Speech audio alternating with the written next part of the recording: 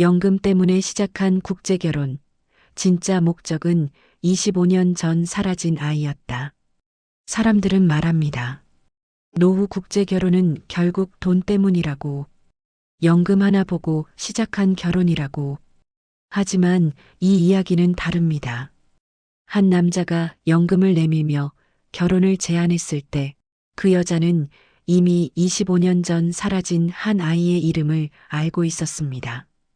그리고 그 아이는 지금 이 집안 어딘가에 있었습니다. 김영수 씨는 이제 60을 넘긴 나이입니다. 그가 사는 집은 서울 외곽의 낡은 빌라였습니다. 영수 씨를 아는 사람들은 그를 이렇게 기억합니다. 성격 괜찮은 사람이에요. 조용하고 술도 안 하고 자식은 없다고 했어요. 평생 혼자 사신 것 같던데. 실제로 영수 씨의 삶은 단순했습니다. 젊은 시절 공장에서 일했고 나이 들어서는 경비 일을 했습니다.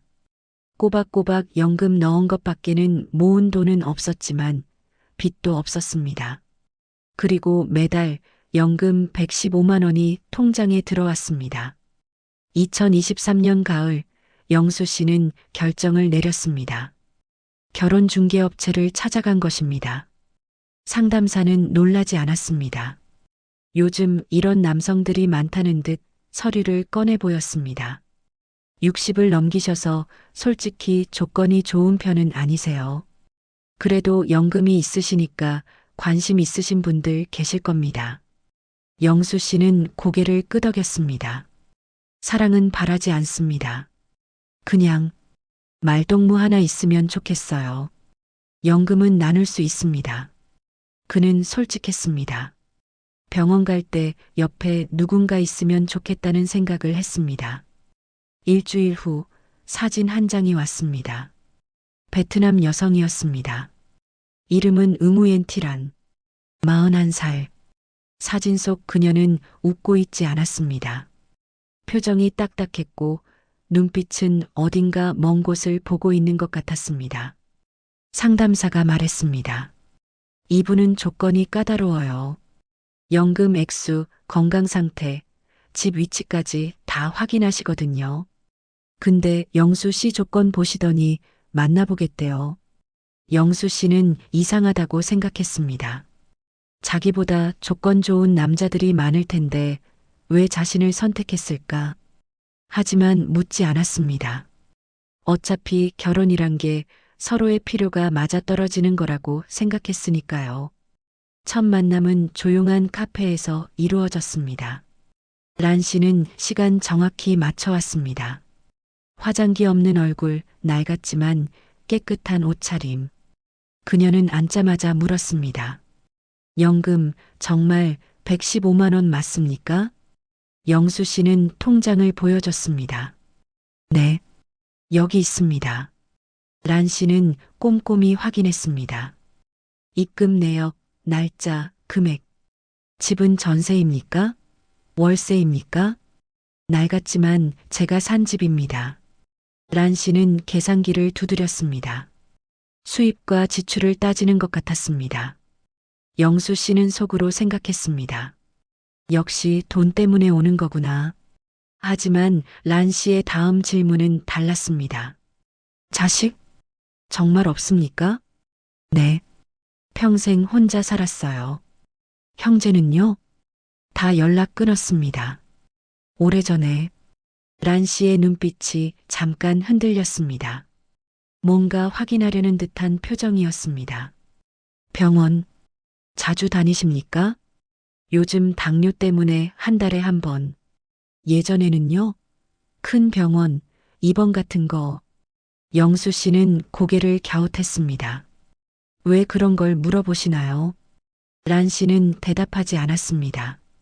그저 차를 한 모금 마시고는 말했습니다. 결혼하겠습니다. 너무 빨랐습니다. 만난 지 30분도 안 됐는데 결정을 내린 것입니다. 영수 씨는 당황했지만 거절할 이유도 없었습니다. 그럼 언제쯤? 빠를수록 좋습니다. 다음 달 안에 하겠습니다. 이 결혼은 조건 거래처럼 보였습니다. 실제로 그랬습니다. 영수 씨는 외로움을 해결하고 싶었고 란 씨는 연금이 필요했습니다. 하지만 한 가지 영수 씨가 놓친 게 있었습니다. 란 씨가 자꾸 물어본 그 질문들. 자식, 병원, 과거. 그건 단순한 신상 확인이 아니었습니다.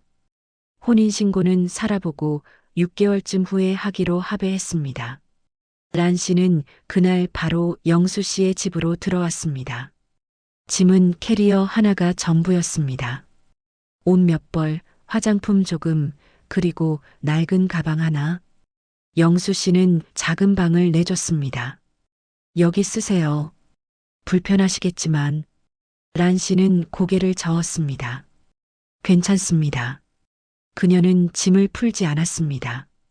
캐리어를 구석에 세워두고 가방만 품에 안았습니다. 영수 씨는 그 가방이 신경 쓰였습니다. 낡고 해진 청가방이었는데 란 씨는 그걸 한시도 놓지 않았습니다. 소중한 건가 봐요, 그 가방. 란 씨는 대답 대신 가방을 더 꽉 안았습니다. 첫날 밤 두 사람은 각자의 방에서 잤습니다. 영수 씨는 오랜만에 집에 사람이 있다는 게 낯설었습니다. 부엌에서 물 끓이는 소리, 화장실 물 내리는 소리. 익숙하지 않았지만 나쁘지 않았습니다. 하지만 란 씨의 방에서는 이상한 소리가 들렸습니다. 서랍 여는 소리, 뭔가를 뒤지는 소리. 영수 씨는 문을 두드렸습니다. 괜찮으세요? 뭐 찾으시는 거 있으면. 아닙니다. 잘못 만졌습니다. 란 씨의 목소리는 평소보다 떨리고 있었습니다. 영수 씨는 그냥 돌아왔습니다.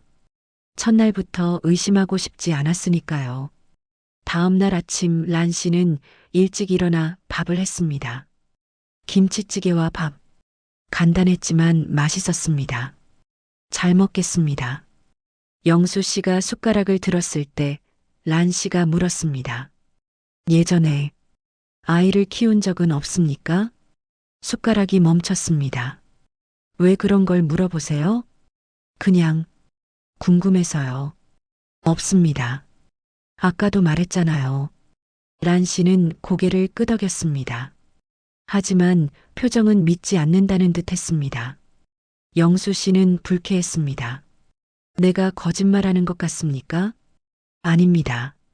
죄송합니다.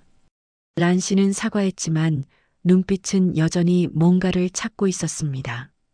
그날 이후 란 씨는 조용했습니다.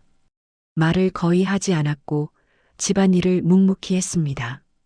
연금날이 되면 정확히 통장을 확인했고 생활비를 계산했습니다. 영수 씨는 생각했습니다. 이 정도면 나쁘지 않다고.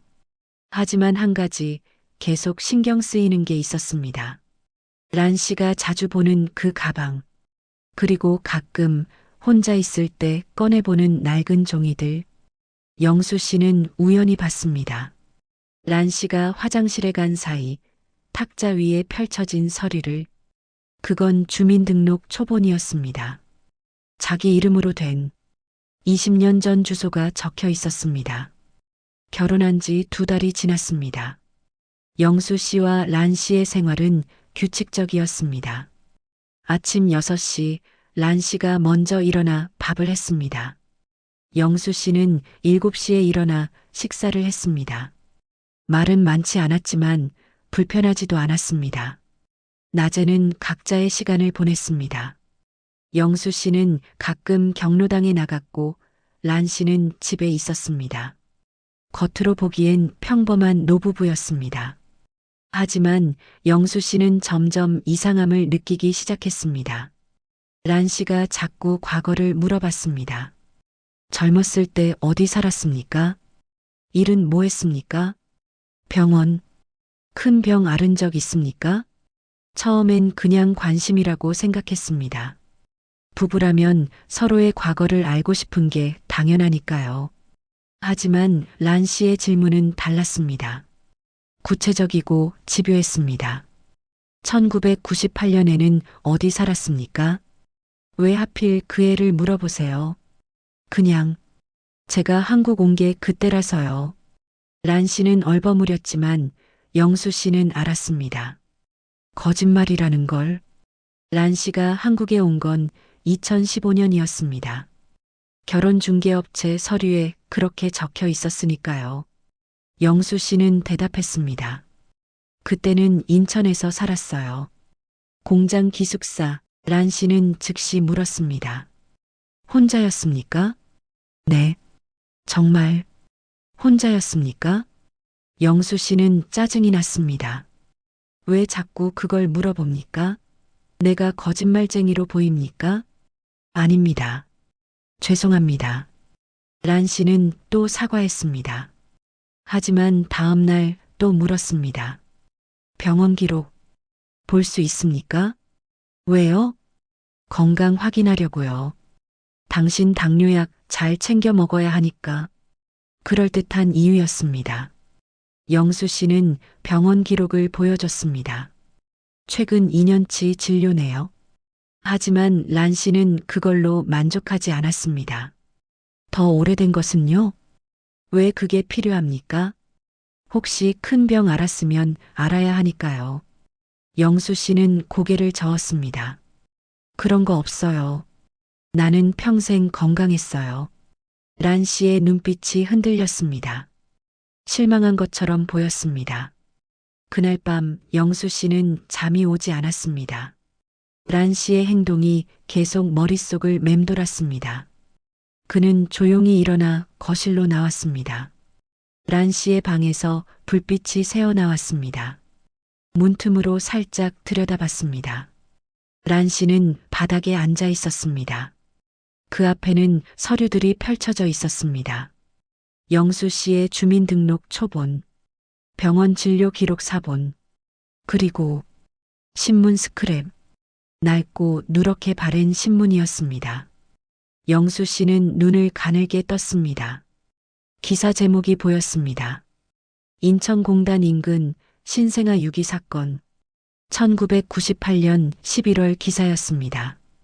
영수 씨의 심장이 쿵 내려앉았습니다. 란 씨는 그 기사를 손으로 쓰다듬고 있었습니다. 마치 오래된 보물을 만지듯. 그리고 중얼거렸습니다. 여기 당신이 살던 곳이 맞습니다. 영수 씨는 뒷걸음질 쳤습니다. 그는 그 기사를 기억했습니다. 아니, 기억하려고 애썼던 기억이었습니다. 1998년 11월. 그때 영수 씨는 30대 중반이었습니다. 경험도 없이 친구와 식당을 차렸다가 많은 빚을 지고 인천의 한 공장에서 일했습니다. 그리고 잠깐, 아주 잠깐 사귀었던 여자가 있었습니다. 다음 날 아침 영수 씨는 란 씨와 마주 앉았습니다. 어젯밤에 뭘 보고 있었습니까? 란 씨는 밥을 먹다 멈췄습니다. 모르겠습니다. 무슨 말이에요? 신문이요. 1998년 신문. 란 씨의 얼굴이 굳었습니다. 보셨습니까? 네. 그게 뭡니까? 왜 그런 걸 갖고 있습니까? 란 씨는 한참을 침묵했습니다. 그리고 천천히 입을 열었습니다. 제가 찾는 사람이 있습니다. 누구를요? 아이입니다. 1998년에 태어난 영수 씨의 손이 떨렸습니다. 그게 나랑 무슨 상관입니까? 당신이 그 아이 아버지일 수도 있습니다. 영수 씨는 벌떡 일어났습니다.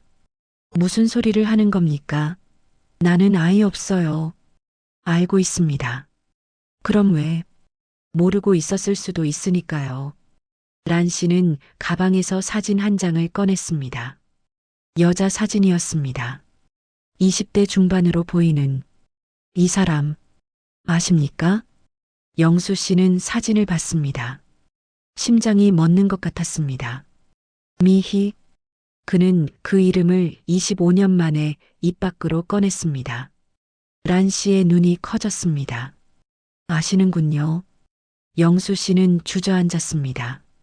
어떻게 이 사진을 이 사람이 제 언니였습니다. 란 씨의 목소리가 떨렸습니다. 언니는 1998년에 죽었습니다. 아이를 낳고 며칠 만에 영수 씨는 말문이 막혔습니다. 그리고 그 아이는 병원에서 사라졌습니다. 란 씨는 신문 스크랩을 펼쳤습니다. 경찰은 6이라고 했습니다. 누군가 아이를 버렸다고. 하지만 저는 알고 있습니다. 누군가 데려갔다는 것을. 영수 씨는 고개를 저었습니다. 나는 몰랐어요. 언니가 임신했다는 것도요? 그때는 헤어진 뒤였어요. 왜 헤어졌습니까? 영수 씨는 대답할 수 없었습니다. 그때 그는 가난했고 책임질 자신이 없었습니다. 미희가 임신했다고 말했을 때 그는 도망쳤습니다. 책임질 형편이 아니었어요. 나도 먹고 살기 힘들었어요. 란 씨는 조용히 물었습니다. 그래서 아이를 버렸습니까? 아니, 나는 아이가 있는지도 몰랐어요. 정말입니까? 영수 씨는 란 씨의 눈을 똑바로 봤습니다. 정말입니다. 미희가 아이를 낳았는지 어떻게 됐는지 아무것도 몰랐어요. 란 씨는 한참을 영수 씨를 바라봤습니다. 그리고 다시 물었습니다. 그럼 왜 1998년 11월에 당신은 갑자기 인천을 떠났습니까? 영수 씨는 숨이 막혔습니다. 어떻게 그걸? 당신 주민등록 받습니다. 11월 20일에 전출했습니다. 미희 언니가 죽은 날 3일 후에. 그건 우연이라고 하시겠습니까? 영수 씨는 아무 말도 할 수 없었습니다. 그는 기억했습니다. 1998년 11월 누군가 공장으로 전화를 걸어왔습니다. 미희가 죽었다고. 그는 장례식에도 가지 않았습니다. 무서웠습니다. 책임을 져야 할까봐. 그리고 인천을 떠났습니다. 란 씨는 천천히 말했습니다. 저는 20년 동안 그 아이를 찾았습니다. 왜요? 왜 그렇게? 그 아이가 제 조카니까요. 이 세상에 남은 언니의 유일한 흔적이니까요. 란 씨의 눈에 눈물이 고였습니다. 그리고 저는 알고 있습니다. 그 아이가 살아있다는 것을. 영수 씨는 고개를 들었습니다. 무슨 근거로? 병원 기록입니다. 아이는 건강하게 태어났습니다. 3.2kg. 여자아이. 란 씨는 또 다른 서류를 꺼냈습니다. 그리고 사라지기 전날 누군가 그 아이를 면회했습니다. 누가요? 란 씨는 영수 씨를 똑바로 봤습니다. 당신이요. 영수 씨는 벌떡 일어났습니다. 말도 안 돼. 나는 병원에 간 적 없어요. 면회록에 이름이 있습니다. 김영수. 동명이인이에요. 김영수가 한둘입니까? 생년월일도 같습니다. 영수 씨는 말문이 막혔습니다. 란 씨는 계속했습니다. 그리고 그 다음 날 아이는 사라졌습니다. CCTV에는 한 남자가 아이를 안고 나가는 모습이 찍혔습니다. 얼굴은요? 얼굴이 나왔습니까? 아니요. 모자를 깊게 눌렀었습니다. 그럼 제가 아니잖아요. 란 씨는 고개를 저었습니다. 하지만 그 사람 키가 182cm였습니다. 당신과 똑같습니다. 영수 씨는 주저앉았습니다. 이건 말도 안 돼요. 란 씨는 조용히 말했습니다. 저는 당신을 범인이라고 단정하지 않습니다. 확신도 없습니다. 그럼 왜? 하지만 가능성은 있습니다. 그래서 당신과 결혼하기로 한 겁니다. 영수 씨는 란 씨를 봤습니다. 연금 때문이 아니었군요. 처음부터 돈은 중요하지 않았습니다. 란 씨는 천천히 말했습니다. 저는 그 아이를 찾아야 합니다. 그게 언니한테 할 수 있는 마지막입니다. 그래서 나한테 접근한 겁니까? 네. 증거도 없이. 증거는 찾을 겁니다. 이 집 어딘가에 있을 겁니다. 영수 씨는 헛웃음이 나왔습니다. 나는 정말 아무것도 모릅니다. 그럼 증명해 주십시오. 어떻게요? 란 씨는 영수 씨의 눈을 봤습니다. 함께 찾아주십시오. 그 아이를. 만약 당신이 정말 무죄라면 도와주십시오. 영수 씨는 한참을 침묵했습니다. 그리고 천천히 고개를 끄덕였습니다. 알겠습니다. 하지만 한 가지 확실히 해둡시다. 뭐를요? 나는 그 아이를 데려가지 않았어요. 절대로. 란 씨는 대답하지 않았습니다. 그녀는 연금을 확인하는 것보다 이상한 질문들, 이상한 기록들, 남편의 과거를 확인하는데 더 많은 시간을 썼습니다. 이 여자는 정말 돈 때문에 결혼한 걸까요? 아니었습니다. 그녀가 찾는 건 돈이 아니었습니다. 25년 전 사라진 작은 생명이었습니다.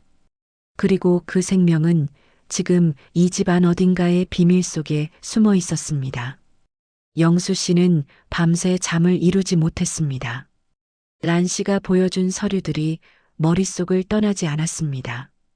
미희의 사진, 신생아 유기 사건 기사, 그리고 자신의 이름이 적힌 면회로. 모든 게 우연일 수는 없었습니다. 다음 날 아침 란 씨는 평소처럼 밥을 차렸습니다. 하지만 두 사람 사이의 공기는 무거웠습니다. 영수 씨가 먼저 입을 열었습니다. 란 씨, 솔직하게 말해주세요. 정확히 뭘 찾는 겁니까? 란 씨는 숟가락을 내려놓았습니다. 아이입니다. 그건 알고 있어요. 근데 왜 하필 나한테? 당신이 그 아이의 아버지이기 때문입니다. 영수 씨는 고개를 저었습니다. 증거가 없잖아요. 면회록에 이름 있다고 해서 제가. 란 씨는 가방에서 또 다른 서류를 꺼냈습니다. 이것 보십시오. 그건 출생신고서 사본이었습니다. 1998년 11월 3일 출생. 여아. 체중 3.2kg.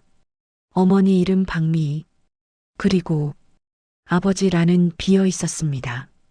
미희 언니는 끝까지 당신 이름을 쓰지 않았습니다. 란 씨의 목소리가 떨렸습니다. 왜냐하면 당신이 도망갔으니까요. 책임지지 않겠다고 했으니까요. 영수 씨는 숨이 막혔습니다.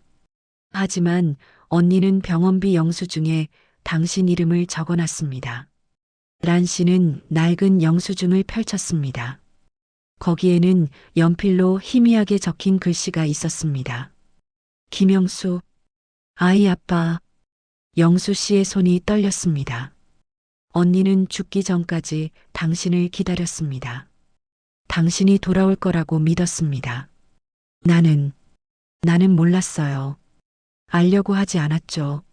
란 씨의 목소리는 차가웠습니다. 미희 언니가 죽었을 때 저는 16살이었습니다. 베트남에 있었고 언니가 한국에 간 지 5년이 지났을 때였습니다. 란 씨는 천천히 말을 이어갔습니다. 언니는 돈을 벌러 한국에 왔습니다. 가족을 먹여 살리려고. 그리고 당신을 만났습니다. 영수 씨는 고개를 숙였습니다. 그때 미희는 공장 식당에서 일했습니다. 나이는 영수 씨보다 한참 어렸지만 처음엔 친구였습니다. 같이 밥 먹고 쉬는 날 영화 보러 가고 그러다 사랑에 빠졌습니다. 하지만 영수 씨는 결혼을 생각하지 않았습니다. 가난했고 미래가 불확실했고 외국인과 결혼한다는 게 두려웠습니다. 미희가 임신했다고 말했을 때 영수 씨는 목이 메었습니다. 나는 도망쳤습니다. 비겁하게. 란 씨는 고개를 끄덕였습니다. 알고 있습니다. 언니의 일기장에 다 써 있었으니까요. 그녀는 낡은 노트를 꺼냈습니다. 베트남어로 빼곡히 적힌 글씨들. 언니는 매일 당신을 기다렸습니다. 당신이 돌아올 거라고. 아이를 같이 키우자고 말할 거라고. 란 씨는 노트를 넘겼습니다. 하지만 당신은 오지 않았습니다. 전화도 받지 않았습니다.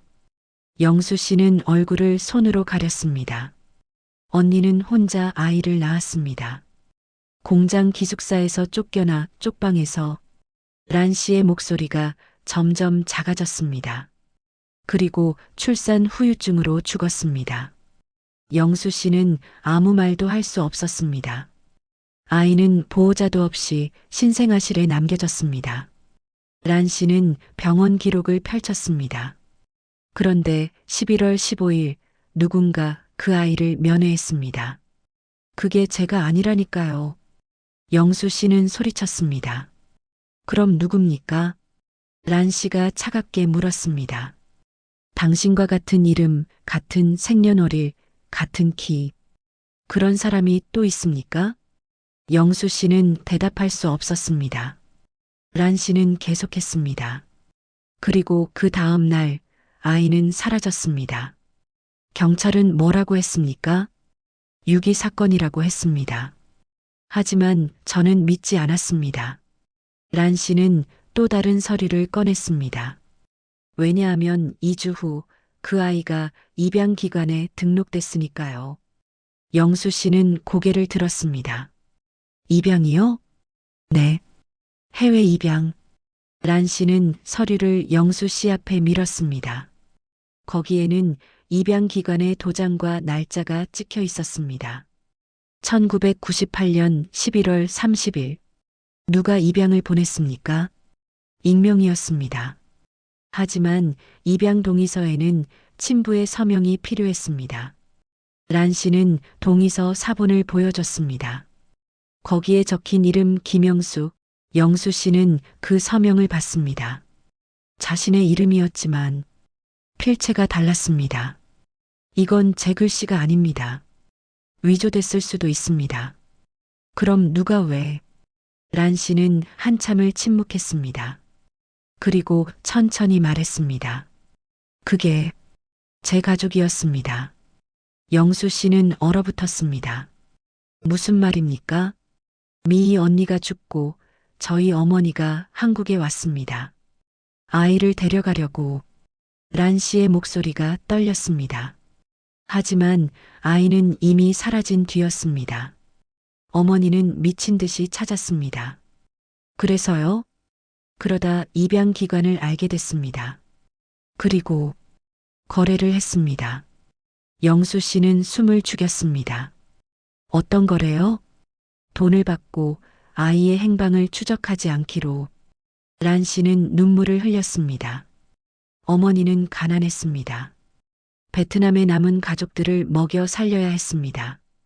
그래서 선택했습니다. 영수 씨는 한숨을 쉬었습니다. 하지만 어머니는 평생 그걸 후회했습니다. 돈을 받고 손녀를 포기했다는 걸. 란 씨는 낡은 사진 한 장을 꺼냈습니다. 아기 사진이었습니다. 흰 옷을 입은 신생아. 이게 입양 가기 전 마지막으로 찍힌 사진입니다. 영수 씨는 사진을 받아들었습니다. 작고 빨간 얼굴, 눈을 꼭 감고 있는. 어머니는 죽기 전에 저한테 부탁했습니다. 이 아이를 찾아달라고. 란 씨는 손수건으로 눈물을 닦았습니다. 그래서 저는 20년 동안 찾았습니다. 입양기관을 뒤졌고 기록을 추적했고 입양 간 나라를 알아냈습니다. 어디로 갔습니까? 미국입니다. 란 씨는 입양 기록을 펼쳤습니다. 미국 캘리포니아의 한 가정으로. 양부모는 한국계 미국인이었습니다. 이름은요? 입양 후 이름은 제니퍼 김. 한국 이름은 몰랐습니다. 영수 씨는 서류를 봤습니다. 그 아이를 찾았습니까? 란 씨는 고개를 끄덕였습니다. 5년 전에 찾았습니다. 영수 씨의 심장이 뛰었습니다. 어떻게요? SNS였어요. 제니퍼 김이라는 이름으로 검색했고 같은 생년월일과 입양 배경을 가진 사람을 찾았습니다. 만났습니까? 아니요. 연락만 했습니다. 란 씨는 스마트폰을 꺼냈습니다. 거기에는 영어로 된 메시지들이 있었습니다. 처음에는 대화를 거부했어요. 하지만 시간이 지나면서 마음을 열었습니다. 영수 씨는 메시지를 읽었습니다. 나는 내 생물학적 가족에 대해 알고 싶지 않습니다. 나는 이미 가족이 있습니다. 하지만 당신이 이모라면 한 번쯤은 이야기하고 싶습니다. 란 씨는 화면을 넘겼습니다. 3년 전 제니퍼는 한국에 왔어요. 뿌리찾기 여행으로. 만났습니까? 네. 서울에서요. 란 씨는 사진 한 장을 보여줬습니다. 커피숍에서 찍은 사진이었습니다. 란 씨와 젊은 여성이 함께 있었습니다. 영수 씨는 그 여성을 봤습니다. 검은 머리, 동그란 눈, 작은 코, 미희와 닮았습니다. 그 아이, 건강합니까? 란 씨는 고개를 끄덕였습니다. 네. 대학을 졸업하고 지금은 IT 회사에서 일합니다. 결혼은요? 아직입니다. 하지만 행복해 보였어요. 영수 씨는 안도의 한숨을 쉬었습니다. 그럼 잘 된 거 아닙니까? 란 씨는 고개를 저었습니다. 아닙니다. 왜요? 제니퍼가 물었어요. 친부가 누구냐고, 왜 자기를 버렸냐고. 영수 씨는 숨이 막혔습니다. 뭐라고 대답했습니까? 몰랐습니다. 그때는 당신을 찾지 못했으니까요. 란 씨는 영수 씨를 똑바로 봤습니다. 하지만 이제는 압니다. 당신이 그 아이의 아버지라는 것을. 영수 씨는 고개를 저었습니다. 확실하지 않잖아요. 증거가 DNA 검사를 하면 됩니다. 란 씨는 단호하게 말했습니다. 당신이 정말 무죄라면 검사를 받으세요. 그럼 끝입니다. 영수 씨는 한참을 망설였습니다. 그리고 천천히 고개를 끄덕였습니다. 알겠습니다. 하겠습니다. 란 씨는 처음으로 안도하는 표정을 지었습니다. 하지만 영수 씨는 알고 있었습니다. 검사 결과가 양성으로 나올 거라는 것을. 왜냐하면 그는 기억하기 시작했으니까요. 1998년 11월 14일 누군가 공장으로 전화를 걸어왔습니다. 미희가 죽었다고, 아이를 남기고. 그날 밤 영수 씨는 병원에 갔습니다. 신생아실 유리창 너머로 작은 아기를 봤습니다. 자신의 아이를. 그리고 도망쳤습니다. 그렇다면 이 결혼은 사기였을까요? 아니면 너무 늦은 책임이었을까요? 일주일 후 검사 결과가 나왔습니다. 영수 씨와 란 씨는 병원 상담실에 앉아 있었습니다. 확률 99.9%입니다. 생물학적 친자 관계가 맞습니다. 영수 씨는 고개를 떨어뜨렸습니다. 란 씨는 아무 말도 하지 않았습니다. 예상했던 결과였으니까요. 집으로 돌아오는 길은 침묵뿐이었습니다. 거실에 앉아 두 사람은 마주 봤습니다. 영수 씨가 먼저 입을 열었습니다. 이제 어떻게 하실 겁니까? 란 씨는 가방에서 서류 한 장을 꺼냈습니다. 제니퍼에게 연락했습니다. 친부를 찾았다고. 뭐라고 하던가요? 란 씨는 스마트폰을 보여줬습니다. 영어로 된 메시지였습니다. 저는 그 사람을 만나고 싶지 않습니다. 영수 씨는 숨을 크게 들이쉬었습니다. 당연하죠. 나를 왜 만나겠어요? 란 씨는 계속 화면을 넘겼습니다. 하지만 그 사람이 책임을 지고 싶다면 거부하지 않겠습니다. 영수 씨는 고개를 들었습니다. 책임이요?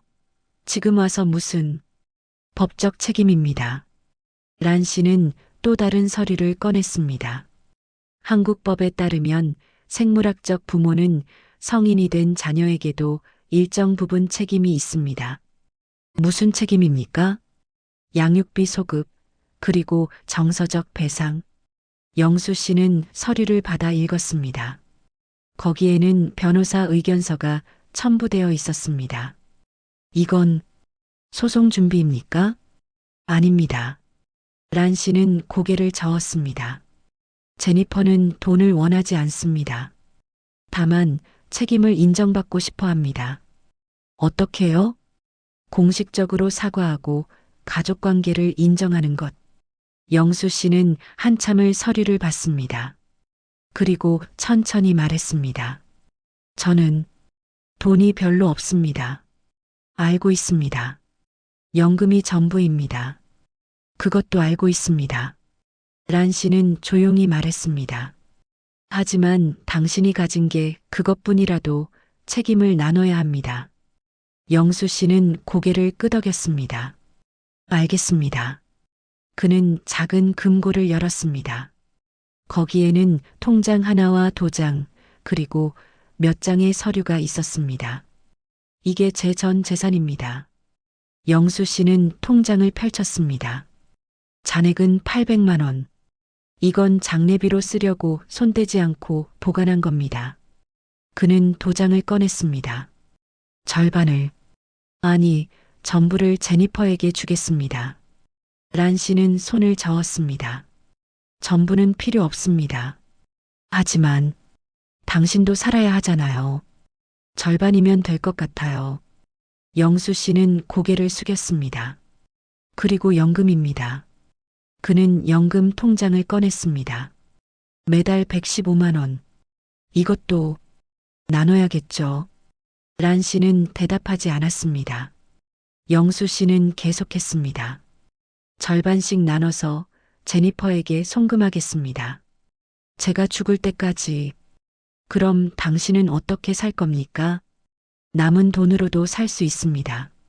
아직 크게 아픈 데는 없으니 작은 일자리라도 알아보려던 참이었어요. 영수 씨는 씁쓸하게 웃었습니다. 어차피 혼자였으면 그걸로도 살았을 겁니다. 란 씨는 한참을 영수 씨를 봤습니다. 그리고 천천히 말했습니다. 당신, 정말 그렇게 하시겠습니까? 네. 왜요? 영수 씨는 미희의 사진을 봤습니다. 미안해서입니다. 미희한테, 그 아이한테. 그의 눈에 눈물이 고였습니다. 20년, 아니, 거의 30년을 도망쳤습니다. 이제라도 책임지고 싶습니다. 란 씨는 고개를 끄덕였습니다. 알겠습니다. 제니퍼에게 전하겠습니다. 영수 씨는 서류를 정리했습니다. 그리고 란 씨를 봤습니다. 란 씨, 네. 이 결혼, 이제 끝내도 괜찮습니다. 란 씨는 고개를 갸웃했습니다. 무슨 말입니까? 당신이 원하는 걸 얻었잖아요. 아이의 아버지를 찾았고 책임도 지게 했고. 영수 씨는 씁쓸하게 웃었습니다. 이제 나랑 있을 이유가 없잖아요. 란 씨는 한참을 침묵했습니다. 그리고 천천히 입을 열었습니다. 저는 돈을 찾으러 온 게 아닙니다. 그럼요. 당신이 도망치지 않는지 보러 왔습니다. 영수 씨는 숨이 막혔습니다. 미희 언니가 죽었을 때 당신은 도망쳤습니다. 란 씨의 목소리가 떨렸습니다. 아이가 태어났을 때도 도망쳤습니다. 네. 저는 궁금했어요. 30년이 지난 지금도 당신은 또 도망칠까? 란 씨는 영수 씨의 눈을 봤습니다. 하지만 당신은 도망치지 않았습니다. 영수 씨는 아무 말도 할 수 없었습니다. 가진 돈을 내놓고 연금까지 나누겠다고 했어요. 란 씨는 작게 웃었습니다. 그게 제가 보고 싶었던 겁니다. 영수 씨는 란 씨를 봤습니다. 그럼 이제 어떻게 하실 겁니까? 란 씨는 천천히 말했습니다. 당신 옆에 있겠습니다. 왜요? 당신이 약속을 지키는지 볼 겁니다. 매달 제니퍼에게 돈을 보내는지, 도중에 포기하지 않는지. 말은 그렇게 했지만 란 씨는 휴직 중인 다문화 센터로 돌아가야 합니다.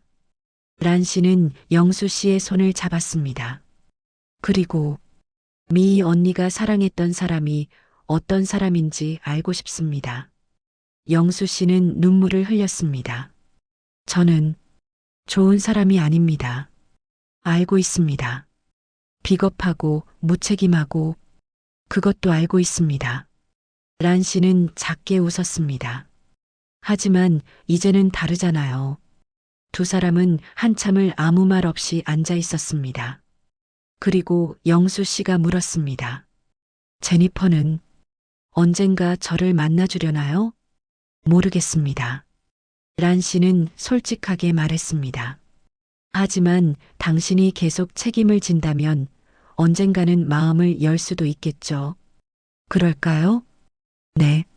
시간이 필요하겠지만 영수 씨는 고개를 끄덕였습니다. 기다리겠습니다. 평생이라도. 그날 이후 영수 씨는 매달 정확히 연금의 절반을 제니퍼에게 송금했습니다. 영수 씨는 더욱 아껴 쓰고 주차장 일도 구했습니다. 하지만 그는 불평하지 않았습니다. 평생 가족을 위해 일하는 사람들과 비교하기는 그렇지만 그분들도 이런 비슷한 마음가짐이 아닐까 싶었습니다. 오히려 처음으로 마음이 가벼워진 것 같았습니다. 평생을 죄책감에 시달리며 결혼도 못하고 살았지만 이제 그 짐을 조금 내려놓을 수 있습니다. 1년 후 제니퍼에게서 메시지가 왔습니다. 약속을 지켜주셔서 감사합니다. 언젠가 저도 당신을 만날 준비가 될 것 같습니다. 한국어 공부도 시작했다고 했습니다. 영수 씨는 그 메시지를 보고 한참을 울었습니다. 란 씨에게 전화했습니다. 잘하셨어요. 아닙니다. 너무 늦었어요. 늦었지만 하지 않은 것보다는 낫습니다. 영수 씨는 고개를 끄덕였습니다.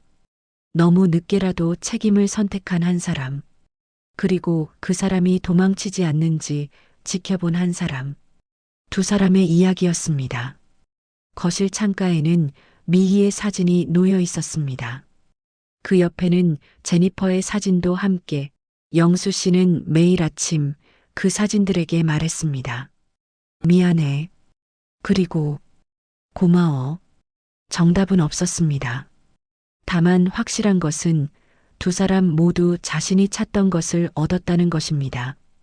영수 씨는 용서받을 기회를, 란 씨는 언니에게 줄 수 있는 마지막 선물을, 그리고 제니퍼는 자신을 버렸다고 원망했던 아버지를. 연금 결혼으로 시작된 이야기는 이렇게 끝이 났습니다. 하지만 진짜 이야기는 지금부터 시작인지도 모릅니다. 긴 이야기 끝까지 들어주셔서 감사합니다.